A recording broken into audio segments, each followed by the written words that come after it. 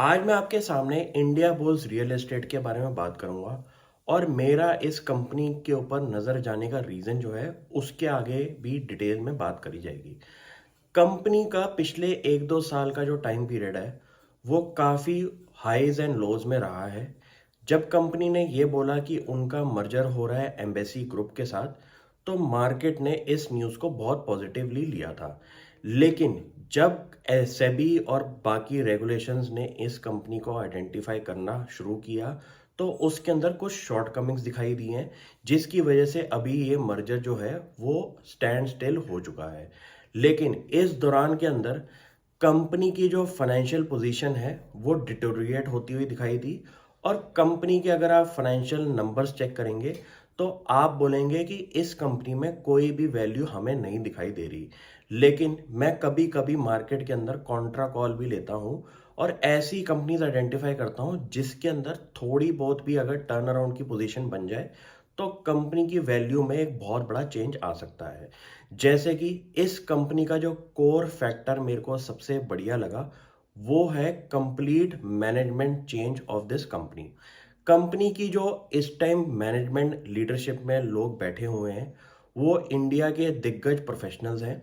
जैसे कि अगर कंपनी के आप कोर लीडरशिप में इस टाइम बंदे देखें तो उसके अंदर चेयरमैन और आपका एग्जीक्यूटिव चेयरमैन जो हैं उनकी अगर आप प्रोफाइल चेक करेंगे तो उसमें से एक प्रोफाइल में आपको एक एम्प्लॉय दिखेगा जो कि एम्बेसी रीट का सीईओ रह चुके हैं और उन्होंने इस कंपनी को ज्वाइन किया है। प्लस कंपनी का एक और लीडरशिप चेंज के अंदर जो एम्प्लॉय आए हैं वो एचडीएफसी प्रॉपर्टी वेंचर्स के सीईओ रह चुके हैं। तो इंडिया के दिग्गज प्रोफाइल वाले बंदे अगर इस कंपनी में ज्वाइन कर रहे हैं और इस कंपनी की सफाई में लगे हुए हैं तो मुझे लगता है कि आने वाला टाइम इस कंपनी के लिए काफ़ी पॉजिटिव रहने वाला है। सफाई का मतलब ये होता है कि जो पिछली मैनेजमेंट ने गलतियां करी थी उस चीज को ठीक करने में कभी कभी 1 से 2 साल का टाइम पीरियड लग जाता है। अब कंपनी के थोड़े से वैल्यू पैरामीटर्स पे बात करते हैं। कंपनी का रेवेन्यू और प्रॉफिट एंड लॉस इस टाइम बहुत खराब चला। कंपनी का इस साल का लॉस जो था वो अराउंड 600 करोड़ का था, जहां इंडिया की सारी प्रॉपर्टी वाली कंपनीज ने रिकॉर्ड प्रॉफिट्स बनाए हैं। अब आप इस केस के अंदर ऐसी कंपनी पकड़ रहे हैं जिसकी मैनेजमेंट भी चेंज हो रही है, जिसकी फाइनेंशियल पोजीशन भी खराब है और जिसके अंदर लोगों को आज की डेट में कुछ वैल्यू नहीं दिखाई दे रही।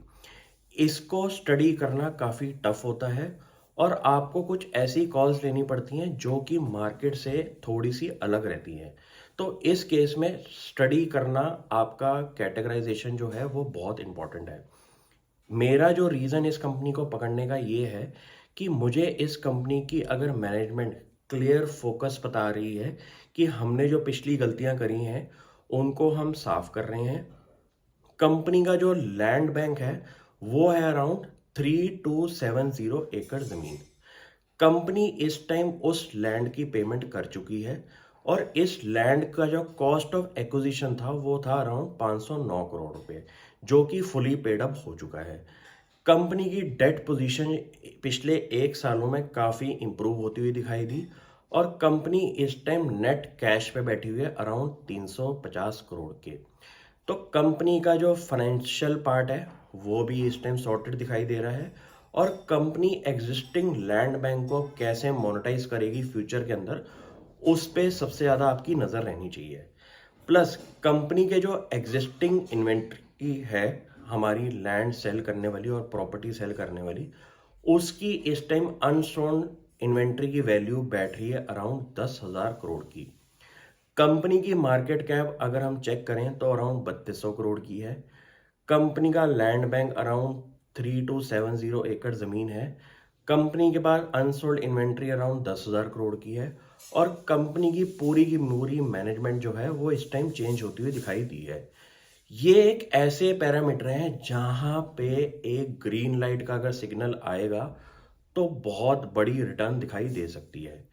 ऐसे स्टॉक्स को मैं ज़रूर स्टडी करता हूँ, क्योंकि अगर आप ऐसे केसेस के अंदर अच्छी डीप डाइव स्टडी नहीं करेंगे तो इसमें गलती की गुंजाइश भी रहेगी। इसलिए ये उन लोगों के लिए न्यूज़ है जो कि इस कंपनी को आगे फर्दर स्टडी करना चाहते हैं। Thank you.